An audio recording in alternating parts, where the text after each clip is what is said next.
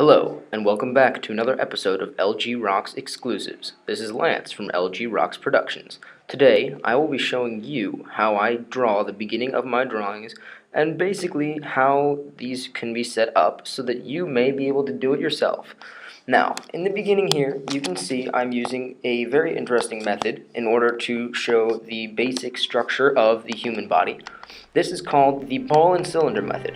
The ball and cylinder method is a basic method that helps to show the different joints and body parts involved in a human body, or any other body that you may be drawing. Here, you can see that I am using the different shapes in order to form human body parts in my drawing. I am using circular shapes in order to form each of the joints within the human body, and then using cylindrical shapes in order to show where different legs or arms or torsos may be so that I can build on that later. Now, as you can see, I go through this method very particularly with each character, specifying exactly where I would like the arms and legs to be positioned later in the drawing.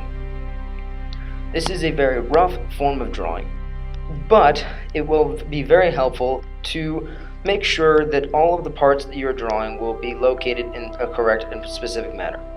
Now, you may notice that I am redrawing certain parts several times in order to make sure that they are in the right place. This is because I do not want anything to be out of place later on in the drawing. Having everything in the correct place in the beginning is key to making sure that your drawing will be as good as possible.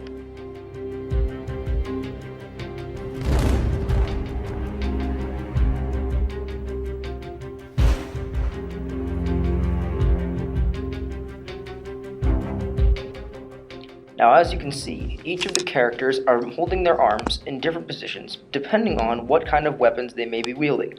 Since this is Assassin's Creed Unity, they are each going to be holding the different weapons that are displayed on the cover, except instead of what was usually displayed on the cover, they will actually be utilizing the weapons in this drawing. Therefore, they are either holding it above their heads, taking it out of some sort of sheath, or maybe aiming it at someone who is off of the picture.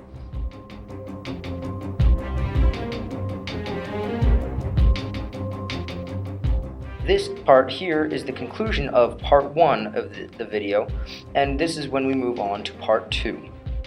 Now, in part 2, you can see that I begin to do more of the muscular design in the drawing.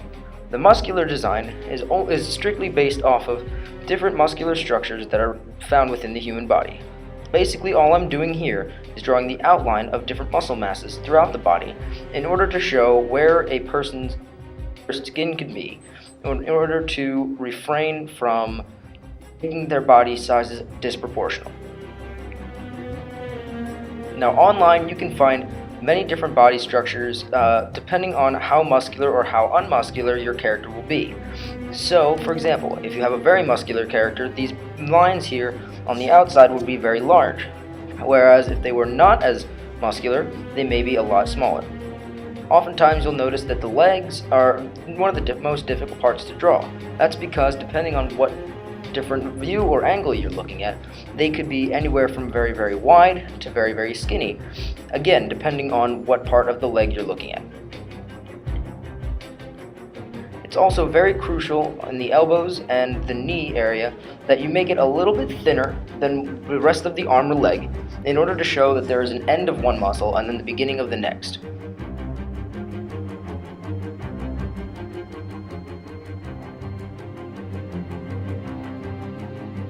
The muscular structure is definitely crucial to this process because in order to have a proper figure-looking area, you must have the proper figure-looking muscular mass.